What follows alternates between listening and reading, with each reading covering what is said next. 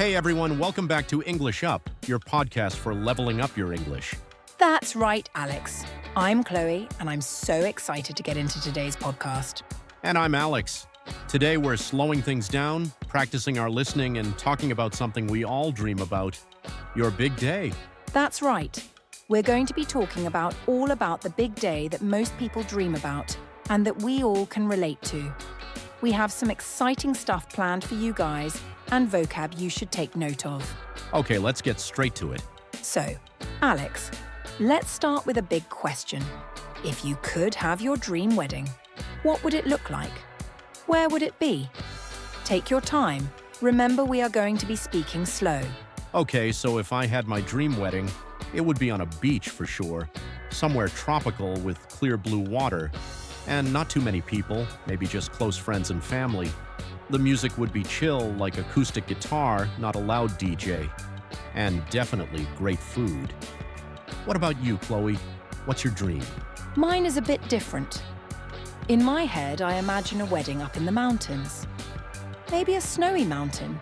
Small and intimate wedding with friends and family. And I want to wear a huge dress with lots of layers. The colours are very muted, white, cream, light grey. I love that aesthetic. Okay, so we've used a few interesting words. Let's do a vocab check. Good idea. So, first up, tropical. It means something is relating to the tropics. For example, in many countries, it is extremely hot as they are located in a tropical area. Next one, intimate. It means something is very private and personal. For instance, many couples try to avoid having intimate conversations in public places.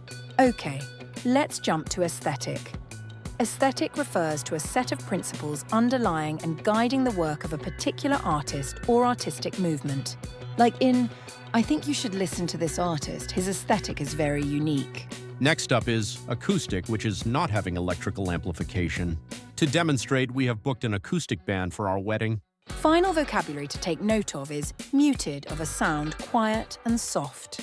Take this case. She designed a new collection that features muted colors. Okay, Chloe, so tell me, do you have any wedding horror stories to tell us? I once went to a wedding where the cake fell over just as they were about to cut it. It was so awkward, but everyone just laughed about it in the end. It was a bit cringe, actually. Have you ever had anything like that happen to you? Nope. Thankfully, nothing that dramatic has happened to me. But I heard about a wedding where they accidentally played the wrong song for the first dance. It was supposed to be something romantic, but they started playing a really loud, upbeat pop song instead. The couple just laughed and went with it, but it was definitely unexpected. Okay, so that was fun. Now let's give everyone the Cliff Notes version of this episode. Basically, we explored our dream weddings. I love snow and Alex loves beaches. Then we talked about all the vocabulary we learned to help you describe all of that. Tropical, acoustic, intimate, aesthetic, and muted. And then we shared funny wedding stories. Sometimes things go wrong, but it's all part of the fun. You can use this episode to practice slow listening and shadowing. Try repeating after us to improve your pronunciation. That's all the time we have for today's English Up episode. We hope you enjoyed our discussion and found it helpful for your English learning journey. Make sure to subscribe to English Up for more fun and engaging English lessons. What do you guys want to hear next week?